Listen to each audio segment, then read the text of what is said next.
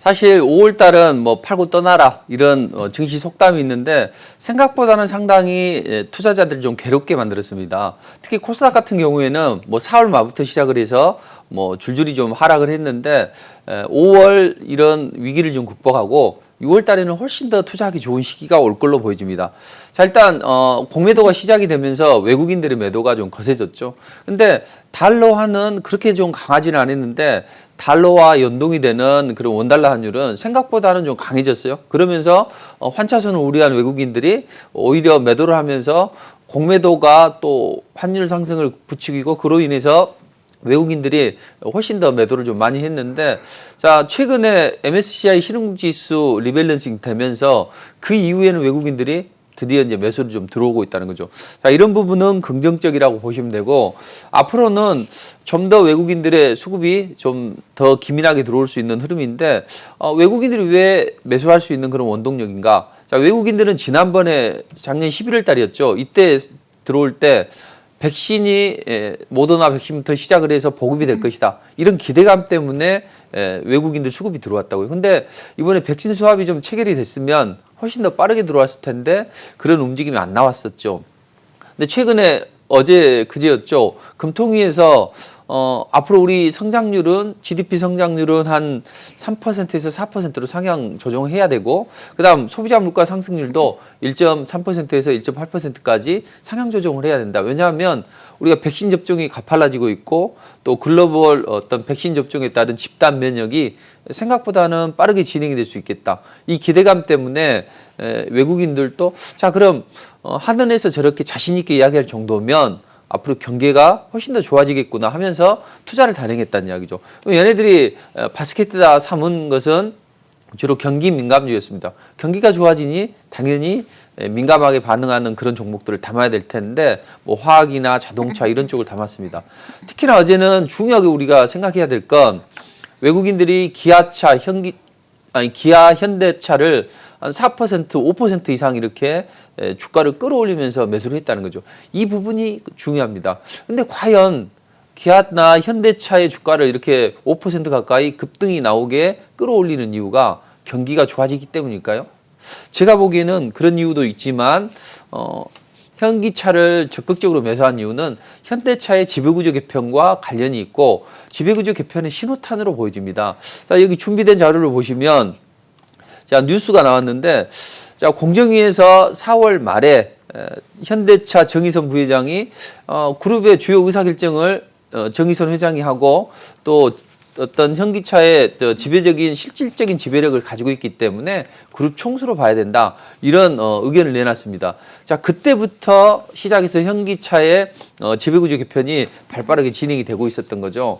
최근에 뭐 4월 말부터 시작을 했어요. 근데 원래는 4월 말 정도 되면 5월 달 한 1년 동안의 어떤 그런 결과를 보고 방금 공경위에서 뭐 총수를 뭐 인정하다든지 이런 움직임이 나와요. 그러니까 현대차는 먼저 그것을 4월 달부터 진행을 해서 현대 엔지니어링 상장을 추진했던 거죠. 그리고 5월 달에 드디어 뭐 골드만삭스나 아니면 미래에셋을 주관사로 선정을 하면서 지금 상장에 박차를 가하고 있습니다. 아마 제 판단으로는 한 3분기 정도가 되면 상장이 되지 않을까, 이르면 연내 상장을 지금 계획하고 있는 것으로 보여지는데 정의선 부회장이 왜 이 현대 엔지니어링을 상장을 시도를 할까? 이렇게 보시면 글로비스 주변을 가장 많이 가지고 있고 두 번째로 많이 가지고 있는 것이 현대 엔지니어링입니다. 자, 지배구조를 공고히 하기 위해서는 현대 엔지니어링이 필요하다는 거죠. 자, 그럼 현대 엔지니어링을 주로 좀 살펴보면 매출은 한 7조 원 정도 됩니다. 근데 상장하고 나서는 한 10조 원 정도의 지분 가치를 예상을 하고 있습니다. 현대 주요 지주를 보면 현대건설, 또 현대 글로비스, 그다음 정의선 부회장 이렇게 진행이 되는데, 만약에 이 현대 엔지니어링을 상장을 해서 만약에 매각을 한다면 상장 가치가 한 10조 원 정도 될 걸로 예상이 되니까 1조 2천억 정도의 어떤 자금을 마련할 수가 있다는 거죠. 자, 그럼 현대 엔지니어링을 상장하게 되면 일단 지배구조를 개편하고 공고히 하는데 자금줄이 어느 정도 확보가 된다는 이야기입니다. 자, 그럼 이 자금줄을 어떻게 이제 활용할 것인가, 이게 중요한데 지금 이 일각에서는 그런 이야기가 나오고 있어요. 과연 현대차가 정의선 부회장이 좀 책임 경영을 중시하는데 이 상장시켜서 팔아먹을까? 이런 생각을 하는 투자자들도 많이 있다는 이야기죠. 분명히 그런 부분도 있긴 합니다. 그렇지만 아까 보셨듯이 현대 엔지니어링의 대주주를 보면 뭐 현대건설이나 또 글로비스를 통해서 지배력을 강화할 수 있기 때문에 자금 마련을 위해서는 현대 엔지니어링의 지분을 좀 매각할 수 있다. 이렇게 좀 생각을 하시고 이 현대 엔지니어링의 상장을 좀 지켜보시면 될 것 같습니다. 자, 그렇다면 제가 현대 글로비스나 뭐 이런 부분을 이야기를 하면서 현대차가 지배구조 개편을 위해서 노력을 할 것이다. 그게 작년 10월 17일 날 방송에 제가 말씀을 드렸습니다. 근데 그 시나리오가 일단은 어느 정도 진행이 되고 있고 앞으로 진행이 될 게 있다는 거죠. 제가 보기에는 한 1차, 2차, 3차를 통해서 지배구조 개편을 단행을 할 건데 이미 1차 신호탄은 쏴졌어요. 그룹 내 소프트웨어 계열사 3사를 이제 합병을 통해서 지난 4월 달에 통합 출범을 했습니다.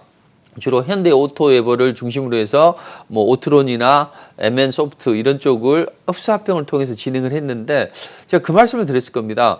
작년 10월 달에 이런 말씀을 드리면서 지금 우리가 봐야 될 것은 현대 오토웨버다 이런 말씀을 드렸는데 그때 당시에부터 시작을 해서 주가가 이제 140%까지 올랐거든요. 이제 현대 오토웨버는 상승이 좀 제한적이죠. 그래서 우리가 지배구조 개편을 분석을 하는 이유는 어떤 종목이 수혜를 입을 수 있을까? 그에 따른 투자 전략을 짜고 그런 종목들을 상승하기 전에 매수를 해서 이게 현실화가 되면 매도를 하자. 이런 취지로 제가 작년 10월 17일 날 말씀드렸던 겁니다. 근데 지금 1차 소프트웨어 계열 3사의 합병은 끝났습니다. 그럼 2차는 이제 어떤 쪽으로 진행이 될 것인가?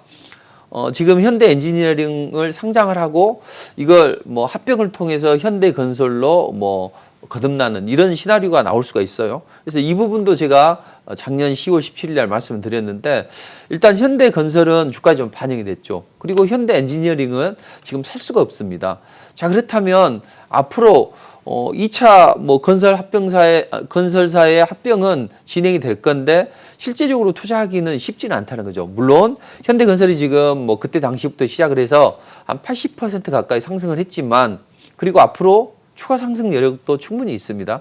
그렇다고 하더라도 지금 현대건설은 이제 지금 저점 매수를 들어가기는 쉽지는 않다는 거죠. 앞으로 이제 3차 시나리오가 나올 텐데 여기에 따른 투자 전략을 잘 짜면 또 뭐 현대오토웨버나 아니면 현대건설처럼 주가가 상승할 수 있는 종목을 잘 발굴할 수 있다 이렇게 생각을 하시고 마지막 3차 합병 퍼즐은 어떤 것이 될 것인가 보면 일단은 지배구조 개편을 위한 시나리오는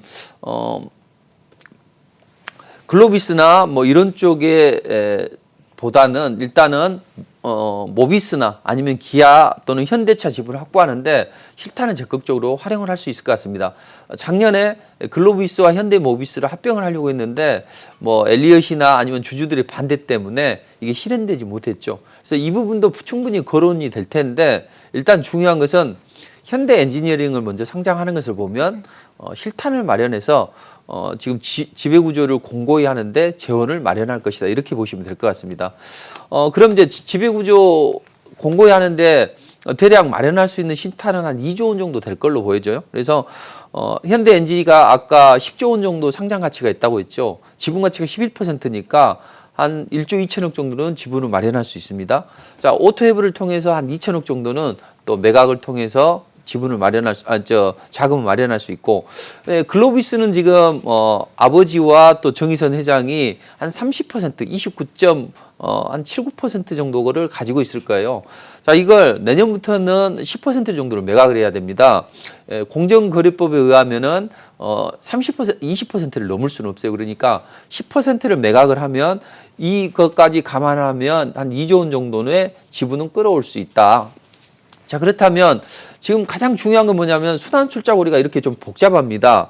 뭐 기아차가 현대모비스 지분을 17.28% 보유하고 있고 또 기아가 현대제철 지분을 보유하고 있고 중요한 건 뭐냐면 이 복잡한 4개의 순환출자고리를 가지고 있는데 대부분 보면 현대모비스, 현대차, 현대모비스, 현대차, 뭐 현대모비스, 현대차 마지막에 이렇게 진행이 되죠. 그러니까 현대모비스와 현대차 지분을 잘 가지고 와야 되는데 특히나 이쪽이 지분율이 낮다는 이야기죠.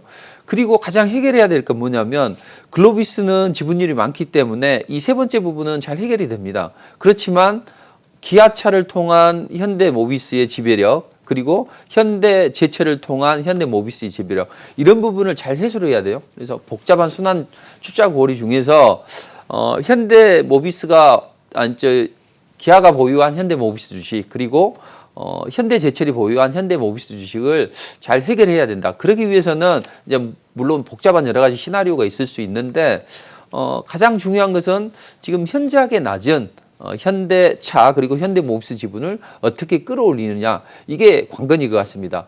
자, 그럼 제가 작년에도 말씀드렸고 지금에도 말씀드렸는데 이제 이게 본격화가 되면 언제 날을 한번 잡아서 이거에 대해서 적극적으로 좀 집중적으로 분석을 해드릴 텐데 지금 현재 상황으로 보면 이제 관련주들은 일부는 올라갔다는 이야기죠. 현대오토에버나 뭐 현대모비스 이런 종목들은 좀 지금 들어가기는 쉽지는 않습니다. 현대오토버에는 이미 150% 가까이 급등이 나왔고 현대모비스는 현대글로비스와 현대모비스를 이제 합병을 통해서 뭐 아니면 또 좀 법인을 따로 떼어서 이렇게 합병을 하려고는 하긴 하지만 그런 기대감이 있다 하더라도 현대모비스는 주가에 좀 부정적인 것 같아요. 주식이라는 게 그렇잖아요.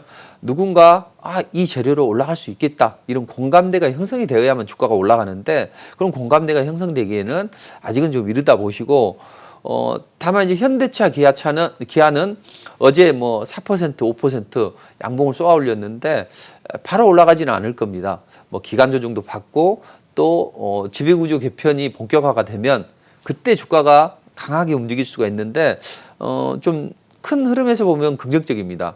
다만 제가 보기에는 의외의 지배구조 개편의 시나리오가 나올 수 있다는 거죠. 만약에 뭐 자회사로 편입하려면 뭐 20% 지분을 확보해야 되는데 그걸 미충족한 그런 계열사들이 있다는 이야기죠.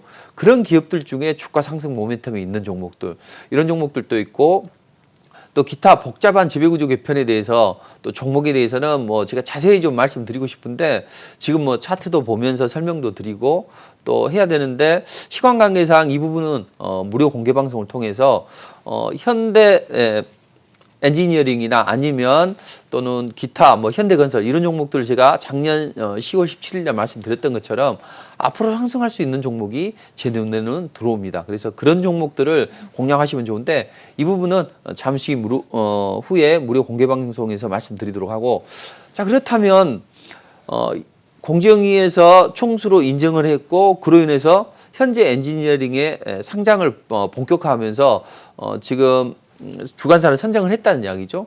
자, 그럼 이제부터는 드라이브로 걸 거예요. 그리고 연내에는 글로비스 지분도 매각을 해야 되니까 그냥 놔두겠습니까? 끌어올려서 최대한 지분 가치를 높여서 좀 고점에서 좀 팔려고 노력을 하겠죠. 그러니까 이런 흐름이 나올 텐데 자, 그렇다면 그게 시발점이 돼서 최근에 외국인들이 뭐 공매도나 MSCI 리밸런싱 지나고 나서 이제 현기차를 쌓아 올렸다는 거죠. 근데 삼성전자는 움직이질 않았어요. 삼성전자는 어떻게 하면 움직일까요? 제가 보기에는 이재용 부회장의 사면이 진행이 되어야만 본격화될 걸로 보여집니다. 자, 이 신문 기사를 보시면 이재용 부회장의 사면은 별도로 고려를 하고 있다. 신문에서는 8월 15일 정도 특사가 진행되지 않을까 이런 이야기를 하고 있는 거죠. 우리 대통령은 또 여당에서는 이재용 대표 사면은 고려하지 않고 있다 이렇게 이야기를 하다가 최근에 대통령이 4주년 기자회견에서 뭐 국민 의견을 충분히 수렴해 보겠다 이런 이야기를 하고 있습니다. 그리고 여권에서는 사면이 될 것 같다. 만약에 사면이 되면 광복절 특사로 나오지 않을까 이런 이야기를 하고 있는데 왜 광복절로 선정을 했을까 생각을 해보면 너무 이번에 사면을 했다면 뭐 부처님 오신 날 사면을 했다면 오히려 너무 봐주기지 않냐 이런 야당의 공격을 받을 수 있고 또 야당에서 원하는 인물도 사면이 돼야 되겠죠. 그렇다면 뭐 전 대통령 박근혜 전 대통령도 사면의 대상이 될 수 있겠고 해서 같이 뭐 광복절 출사가 될 수도 있습니다. 자 그런 움직임이 나온다면 삼성전자가 움츠렸던 주가가 한번 움직임이 나오겠죠. 현대차나 기아처럼. 자, 그럼 현대차나 기아가 움직일 때 다른 계열사 그리고 자동차 부품주들이 강하게 움직임이 나왔습니다. 일부 종목은 뭐 10% 이상 급등이 나오기도 했는데 만약에 이게 본격화가 된다면 그때는 삼성전자도 움직임이 좀 나오겠지만 이 반도체 소부장 특히 시스템 반도체 관련주들을 우리가 집중적으로 봐야 됩니다. 자, 이런 시나리오는 제가 2주 전 또 지난주에도 또 말씀드렸을 겁니다. 분명히 삼성전자가 5월 13일 날을 기점으로 생각보다 통 크게 시스템 반도체 쪽에 171조 원을 투자를 했다. 이때 SK도 시스템 반도체 쪽에 투자를 하기 위해서 M&A도 진행을 하겠다. 이런 이야기를 했다고 말씀드렸죠. 그리고 오스틴 공장에 뭐 19조 원을 투자를 하면서 우리는 뭐 백신 위탁 생산도 받고 또 뭐 이런 움직임이 나왔는데 과연 여권 핵심부에서는 3면의 검토 규리가 감지가 된다. 이런 이야기를 지금 지난주 이 자료입니다. 그래서 만약에 이런 시나리오로 진행이 될까 했는데 사실 지난번에 제가 뭐 백신 시나리오도 말씀드렸듯이 이제 그대로 좀 진행이 됐는데 이번에는 어떤 결과가 나올지 참 궁금합니다. 근데 제가 보기에는 그런 기대감이 충분히 반영이 될 수 있고 또 뭐 사면이 아니라면 뭐 가석방도 충분히 검토가 될 수 있기 때문에 그동안 움츠려졌던 반도체 관련주들의 투자는 이제 본격화될 수 있다. 외국인들, 기관들.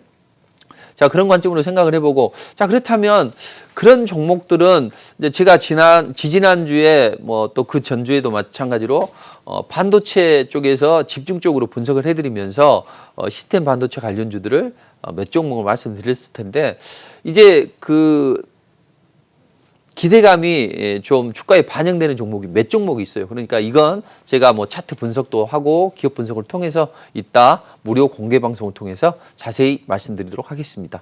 네, 또 그리고 쿠팡이 나스닥에 상장을 하면서 대박을 터뜨렸습니다. 많은 분들이 또 다른 유니콘 기업이 뭐가 있을까 궁금하실 것 같은데 네. 어떤 기업들이 있을까요? 그 기대감을 갖고 있는 기업들은 많이 있습니다. 지난 3월 달이었죠. 손정희 회장이 쿠팡을 나스닥에 상장하면서 잭팟을 터뜨렸습니다. 한 투자 수익률이 10배 정도 됩니다. 그때 관련주들은 뭐 급등이 나왔었죠. 동방 같은 경우에는 뭐 500% 이상 상승이 나왔었고 또 뭐 KCTC 같은 경우에는 150% 가까운 상승을 했는데 자, 나스닥에 상장한다? 그럼 우리 관련 기업들은 주가는 크게 급등을 하는 경향이 있습니다. 그러니까 이 관련주들의 움직임을 잘 봐야 되는데 자, 제2의 쿠팡이 없을까? 최근에 시장에서 거론이 되는 게 야놀자입니다. 자, 야놀자는 글로벌 대표 숙박 여행 플랫폼으로 거듭나기 위해서 손정희 회장의 투자를 지금 받고 있습니다. 그래서 최근에는 실적이 좋지는 않았거든요. 근데 올해부터 시작을 해서 실적이 드디어 좋아지고 있고 뭐 2020년도에는 이미 영업이익도 지금 흑자 전환하면서 좋은 흐름을 가져가고 있다는 거죠. 자, 근데 야놀자가 과연 얼마만큼 또 투자를 하고 또 얼마만큼의 좀 지분 가치가 있는지 이런 관점에서 보면 한 투자는 2조 원 정도는 단행할 것이다. 그리고 이 기업 가치는 한 10조 원 정도로 추정이 되고 있습니다. 자, 그럼 손정희 의장의 어떤 투자 시나리오를 우리가 좀 살펴볼 필요가 있는데 투자기지의 손정희 의장의 비전 펀드가 최근에 1호를 출시하고 2호를 출시하면서 좀 더 가속화를 하고 있습니다. 1호 때는 뭐 아랍에미레이트나 아니면 사우디 국부펀드 그리고 애플 정도가 들어갔는데 이번에는 뭐 골드만삭스나 기타 MS도 투자를 하면서 좀 파이가 좀 커지고 있다는 거죠. 그래서 관련 기업들의 주가는 좀 더 가속화될 수가 있는데 자, 그런 흐름 따라서 보면 쿠팡은 일단은 시장에서는 뭐 기업 가치를 10조 원 정도로 추정을 하고 지분 투자가 많이 진행이 되는데 관련 기업들이 몇 종목이 있다고요. 근데 이 기업들 중에서 일부는 그런 흐름이 소폭 반영은 됐고 또 앞으로 추가적으로 반영이 될 걸로 보여집니다. 근데 이런 부분이 있고 또 에비 유니콘 루이드도 지금 손정희 펀드에서 한 2천억 정도로 쌌다 이런 이야기를 나오고 있는데 실제적으로 이제 투자가 진행이 되면서 또 상장에 대한 상장설이 모락모락 피어오르면서 관련주들이 움직임이 좀 더 나올 수가 있다고요. 이 루이드 같은 경우에는 이 AI 교육 업체입니다. 근데 손정희 의장이 그런 이야기를 했어요.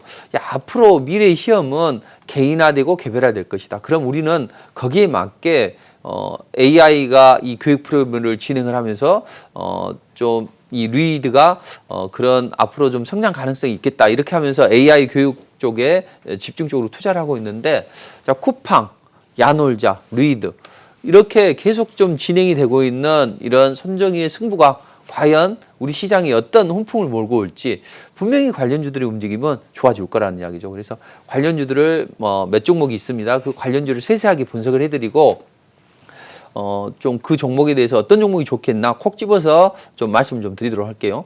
자, 그럼 쿠팡이 우리 투자자들은 나스닥 상장의 원조라고 생각하는데 사실은 그게 아닙니다.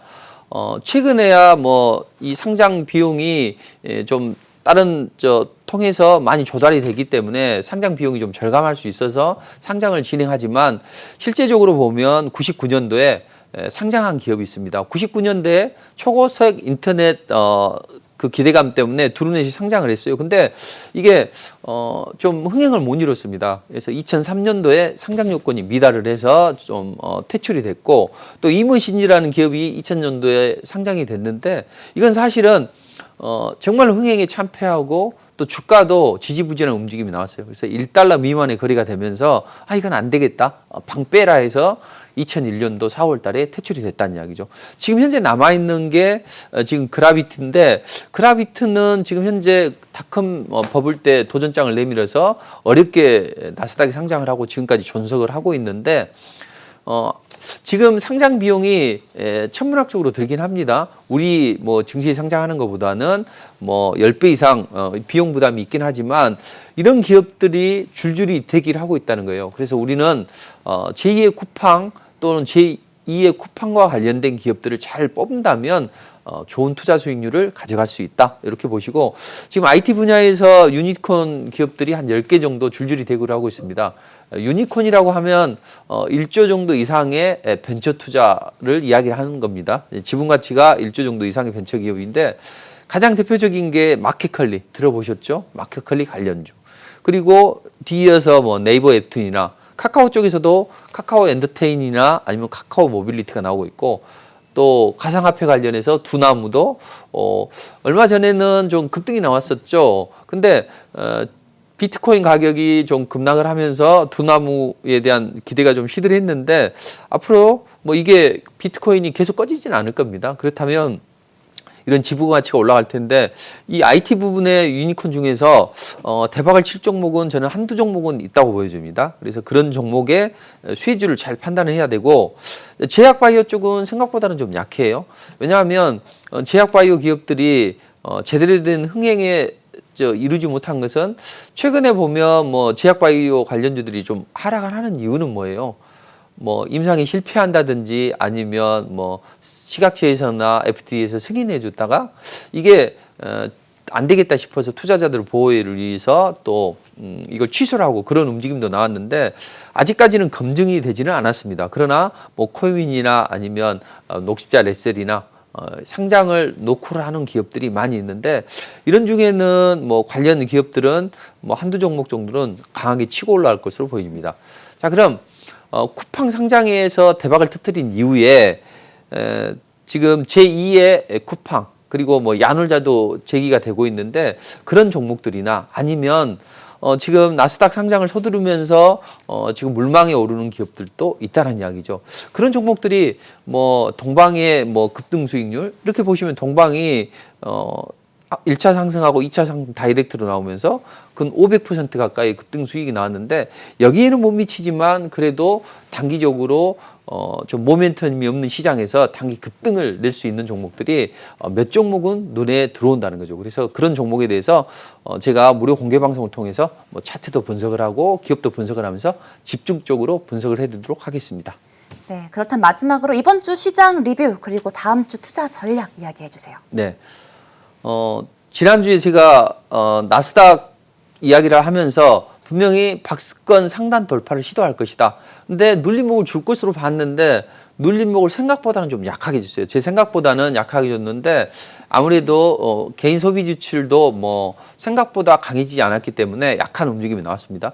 자, 그만큼 인플레이션 우려감도 제한되고 또 경기 지표도 뭐 너무 좋아지지 않는 그런 뭐 흐름이 나오는 게 이상적이라고 보시고, 다만 다음 주에는 한번 눌림목을 좀 둘 것으로 보여집니다. 나스닥은. 자, 그렇게 보시고, 우리 시장은 지난주에 한미 정상회담이나 기타 요인으로 인해서 반드시 올라가야 된다고 말씀드렸습니다. 근데 월요일 날 뭐 크게 올라가지는 않았고 화요일 날부터 반등이 나왔는데, 반드시 올라가야 될 자리에서 올라갔기 때문에 제가 우리 6월 달에는 좋은 시절이 올 것이다. 호시절이 오니까 너무 걱정하지 마시라. 이런 말씀 드렸는데, 지난주에 이제 원전주나 대북주 또 백신 여권 관련주로 해서 몇 종목을 콕콕 찍어드렸는데, 그 종목이 지지난주보다는 좀 강하게 올라가지는 않았어요. 지지난주에는 뭐 이연제약이나 이런 종목들이 뭐 62%까지 올라갔는데, 지난주에도 뭐 적당한 정도의 움직임은 나왔다는 거죠. 근데 지난주에 이런 원전주나 대북주, 백신 여권주 이런 종목들에 대해서 이제 다시 한번 앞으로의 전망이나 이런 부분을 좀 말씀드리도록 하고, 무료 공개 방송을 통해서, 자, 이번 주는 우리는 어떤 전략을 가지고 대응해야 되는 게 맞냐. 일단 미국 시장은 눌림목을 한번 줄 걸로 보여집니다. 바로 가지는 어려워요. 만약 바로 가면 눌러줘야 되거든요. 그러니까 눌림목을 주거나 최소한 세워놓고 간다고요. 다음 주 월요일 날은 휴장입니다. 근데 다음 주에는 경기 지표가 몇 개가 있어요. 근데 그 중에서 주 후반에 발표되는 이 고용 지표, 이걸 좀 조심해야 되고, 만약 고용 지표가 좋아지게 되면 인플레이션 우려감이 일시적으로 나타날 수 있어요. 일시적. 지난번에 뭐 앨런이 금리 인상을 조금만 빨리 해야 될지도 모르겠다 이런 이야기 했을 때 뭐 시장이 발작을 했고, 그때 말씀드렸죠. 너무 걱정 안 하셔도 된다. 과거 연준의 흐름을 보면 뭐 바로 진행을 안 할 것이다, 그런 말씀드렸죠. 그러니까 이번에도 또 일시적으로 경기 지표가 좋아지면 뭐 약간 좀 눌러줄 수 있는데, 그런 부분은 지나친 걱정은 안 하셔도 된다. 자, 그럼 우리는 어떻게 진행이 되느냐? 바닥은 쳤어요. 상승을 위해서 약진을 할 겁니다. 근데 바로는 못 가요. 그러니까 정고점 매물을 소화하고 코스피는 눌러줘야 되고, 코스닥은 21선 돌파하고 나서 이제 눌림목을 줘야 되거든요. 자, 그런 과정에서 자동차 관련주들은 움직였는데, 이 자동차 대표주들은 계속적인 상승이 어려워요. 매물 때문에. 그래서 이 종목보다는 자동차 부품주를 잘 봐야 된다고요. 뭐 전기차나 아니면 자동차 부품주를 잘 보면 이 자동차 부품주 중에서 좋은 종목이 나올 겁니다. 기존에는 자동차 업황에 대해서 좀 부정적이었죠. 아까 제가 이야기를 깜빡했는데, 왜 자동차 관련주들 어디 급등이 났을까? 뭐 경기가 좋아진다 이런 기대감도 있지만, GM이 전 세계 공장에서 이제 가동할 것이다, 이런 이야기가 나왔죠. 근데 GM 공장 돌리는데 우리 현대차나 기아차가 얼마나 뭐 긍정적인 영향을 받아요? 자기들이 뭐 라인 중단했던 거 가동하는 것도 아닌데, 모멘텀이라는 거죠. 그 모멘텀으로 낙수 효과로 인해서 관련주로 움직였듯이 그 자동차 부품주를 좀 보고, 또 삼성전자에 대한 기대감, 삼성 이유정 부회장의 사면에 대한 기대감이 조금씩 반영이 된다. 그럼 삼성전자보다는 소부장, 그중에서 시스템 반도체 업체 쪽으로 좀 집중해서 살펴봐야 되고, 그다음 최근에 이제 보복 소비주들이 드디어 활개를 치고 있습니다.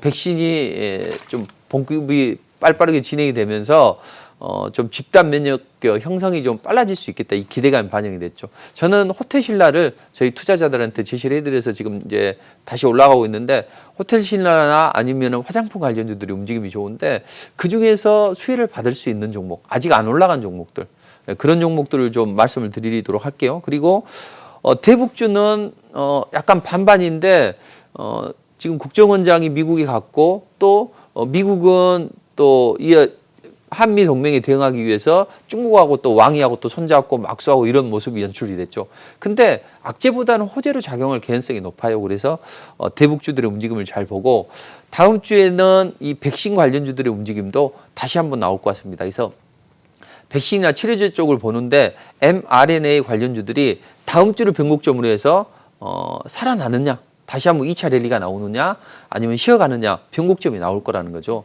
그리고 스푸트니크 V 드디어 이제 백신 뭐 생산 초입기에 들어갔다, 이런 이야기 나오고 있는데, 그 관련주 몇 종목도 좀 잘 살펴보시면 좋을 것 같습니다.